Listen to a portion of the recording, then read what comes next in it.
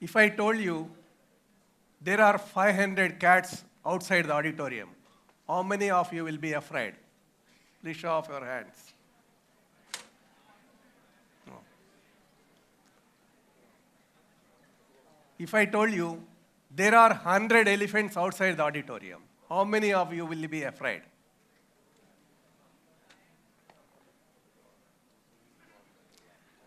Interesting. How many of you will be afraid if I told you there is one big lion outside the auditorium? Why? Elephant is not a biggest animal like elephant. Lion is not a biggest animal like elephant. Tallest like giraffe, or fastest like cheetah, or cutest like cat. Why? Because lion believes that it's a king of jungle.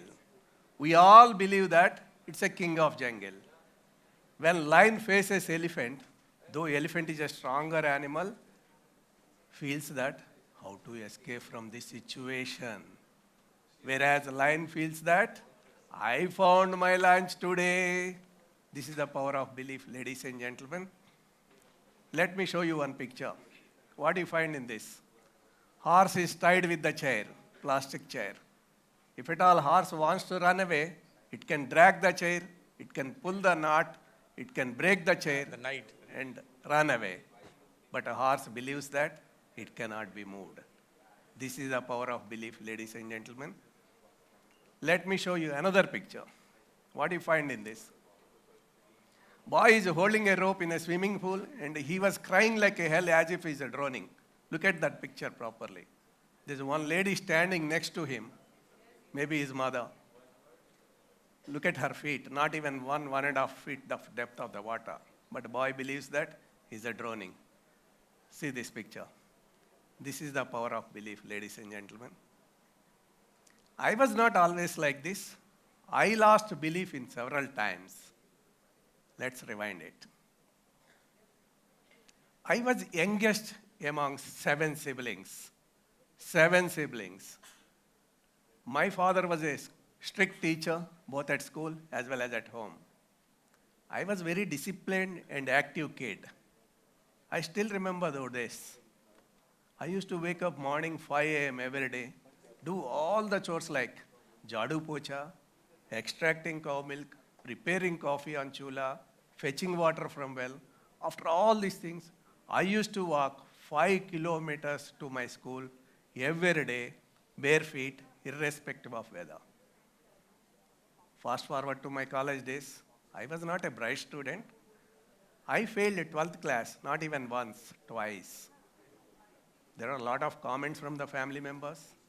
Then I tried all kinds of jobs, wrote RRB exams, bank exams, appeared for the defense forces like Army, Navy, Air Force. Everywhere I failed. Within a short span of time, I failed everywhere miserably. Lot of humiliation, lot of frustration. With this frustration, I reached out to my elder brother who was working in a textile mill as a senior position, requested him to help me to get a job in the textile mill, at least as a peon. Days were passing. My brother took some time. One fine day, my brother took me to an astrologer to know whether I will be doing something in my life. That astrologer looked at my details, looked at my palm, up and down, here and there, told me, Rambabu, you will study well and then go abroad. I was laughing inside. I could not able to believe these words. I thought just he was only giving just motivations. This boy could not able to clear 12th class in first time. This boy could not able to get even Army, Air Force, Navy.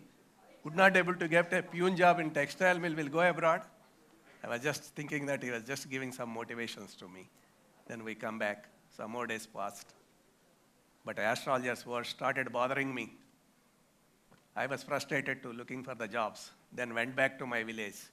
Completed 12th class with a great difficulty. Completed my degree successfully. Then wanted to pursue MBA. But my father did not support me.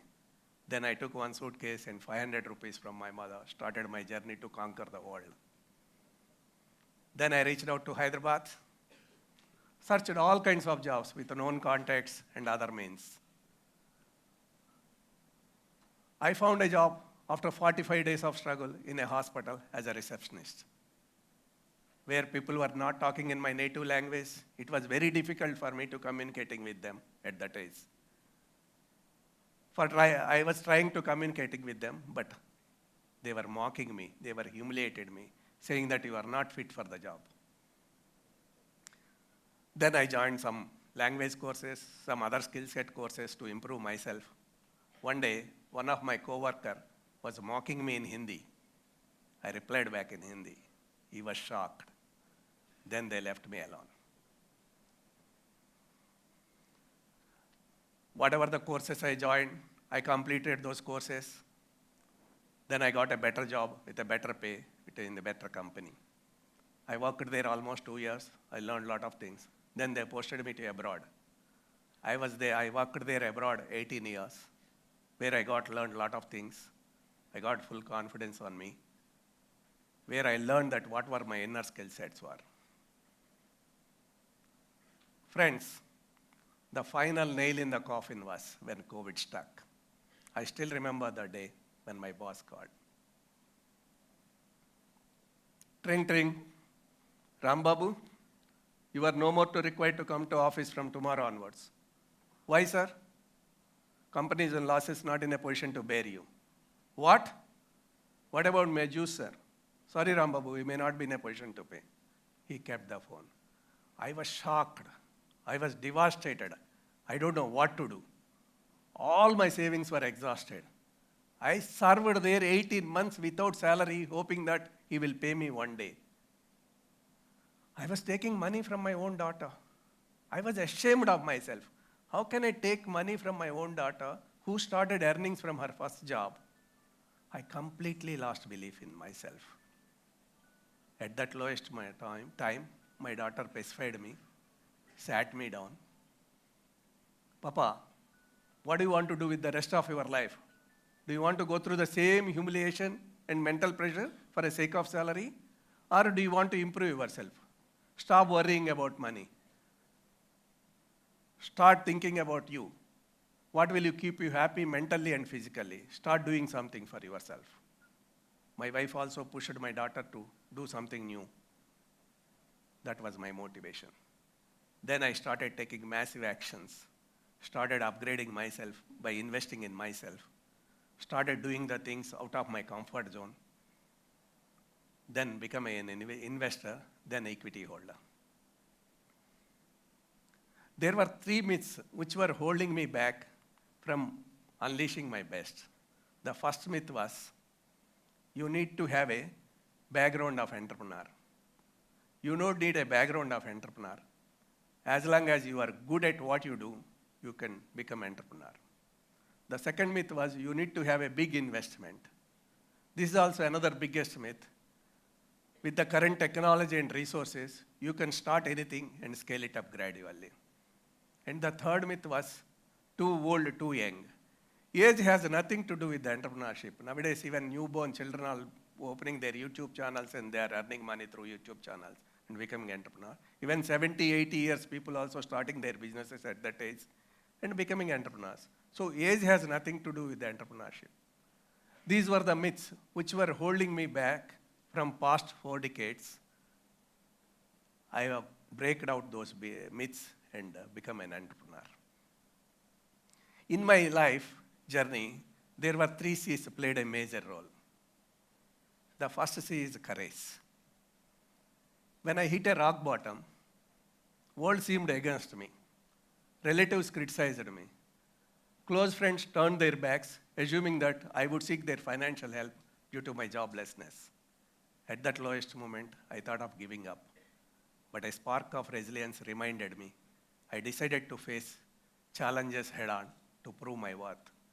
I ventured into unfamiliar territory with a bravery, and my first sale became a turning point. I felt unbreakable, ready to face any challenges life threw on my way. But the path was rough. Health suffered. I discovered my inner strength. I realized that nothing could break me unless I allowed it. Just like Thomas Edison rebuilt after the fire, I too welcomed a fresh start. How did I gain courage during those tough times? I accepted my situation and I set a small goals to push myself every day. I confronted fears and discomforts, exploring new areas, engaging on social media, or speaking up in public. As I moved outside my comfort zone, I transformed into a courageous lion. Remember, even in the darkest times, you can find the light within you. Embrace the challenges. Believe in yourself. Let courage guide your way to success. Second C is collaboration. Imagine yourself in a thrilling game of tug of war, where two teams engage in a fierce battle, pulling a rope with all their might.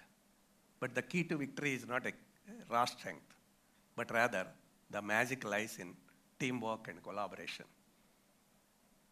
Life mirrors this game. It's an encouraging journey where personal and professional success blooms through partnerships. When I took a new role, clueless about leading a team, my secret weapon was my character and power of connections.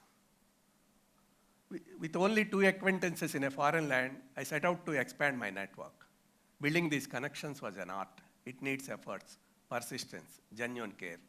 I nurtured bonds like a delicate flower, and the results were extraordinary. In both my personal life and professional life, my family and close allies proved invaluable. They lifted me up during toughest times, becoming my pillar of strength. Remember, just like tug of war, you can achieve together than alone. Embrace the power of collaborations and let the teamwork lead you to victory in the game of life. The third C is consistency. Consistency is just like an anchor that keeps us steady in the storms of life. When I started my self-growth journey, I faced a lot of challenges: health issues, job loss, pandemic, induced market struggles, financial setbacks, doubts about my own abilities. Taking up this path was not a cakewalk, especially during those tough times. Each setback would knock me down and making it hard for me to maintain my confidence. But I refused to give up. I asked one question to myself: do you want to move forward or quit? Then my promise to make my daughter proud fueled my determination. I realized that being consistent is the key to progress. Instead of being disheartened by rejections, I increased my efforts, took more risks. I learned to ask, how can I make this work? And adopted that approach accordingly.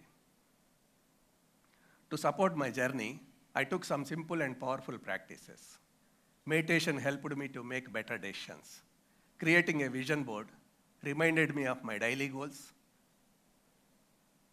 and turning my dreams into reality. Expressing gratitude during tough times shifted my perspective and fueled my motivation. Setting up small goals boosted my productivity and belief in achieving larger aspirations. Practice consistency, and you will find yourself reaching new heights you never thought possible. Here I remember a small story. Once upon a time, in the year 1964, United States were facing a big problem. A lot of crises were going due to their skin colors. They were hating together because of their skin colors. In these tensions, mid-tensions, one African-American dad wants to take his son to the carnival. This boy never seen this type of carnivals earlier. Big lights, loud music, merry-go-karts, children playing merry-go-rounds. This boy wanted to try some of the rides, but he never dared to do that because the hate was going around. He was just watching. Thereby, one balloon person passing by, having all types of balloons with the helium tank on his back. This boy wondering and watching this balloon person constantly. This balloon person filling the gas in each balloon is floating to the sky. This boy, not able to resist, he reached it to the balloon person, hello, this red balloon will fly, this blue balloon will fly, this white balloon will fly. What about this black balloon? Balloon person, instead of replying in a hate manner, he replied very wisely, my dear boy, all balloons would fly irrespective of their colors. Whatever color outside, that does not matter. Whatever inside, that soars high above and all. After hearing these words, this boy felt very happy and jumped and hugged his father very tightly with a bravery, and hoping that they will have a better future where people will not be judged due to their skin colors. They realized that it is important to believe in yourself and in others, even when you have a dark and difficult times. This is the power of belief, ladies and gentlemen.